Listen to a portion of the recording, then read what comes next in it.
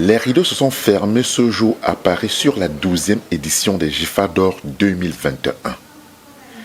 Initié par la princesse Altermat, le GIFA est un groupement international d'investissement des femmes actives qui vise à récompenser les organismes, des hommes et des femmes d'exception qui œuvrent pour le développement et le rayonnement du continent africain au niveau national et international.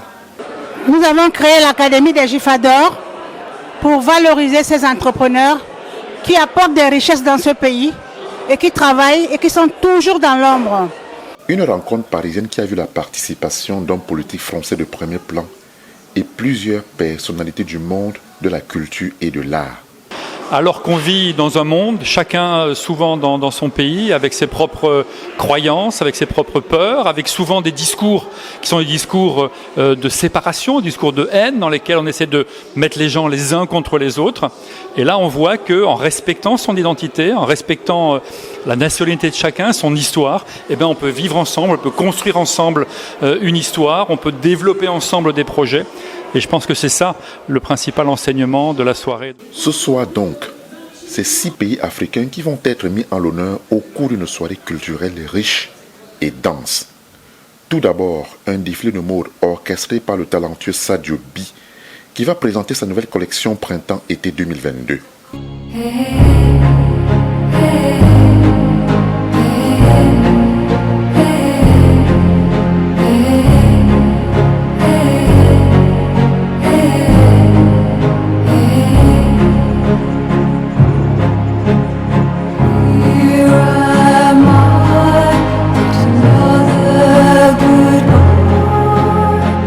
C'est une collection de voyage, c'est une collection de beauté, c'est une collection écrite.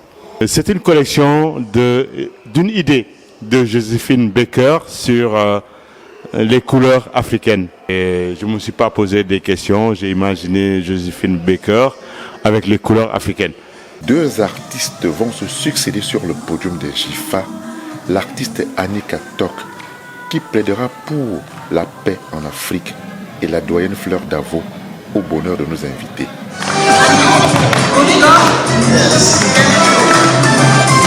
Suivra la remise des GIFA d'Or avec la grande et belle participation du Camerounais Étienne Lejeune Gom Gom au cadre commercial de l'industrie pharmaceutique en Allemagne, accompagné d'une forte délégation de la famille Bassam Pobati de toute la diaspora.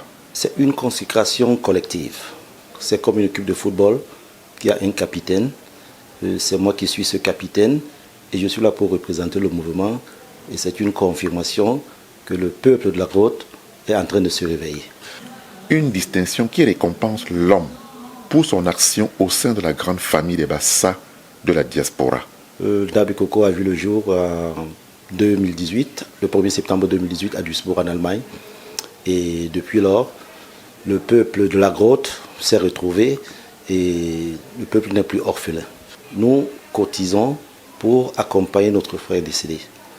Aujourd'hui, le mouvement a près de 2000 membres.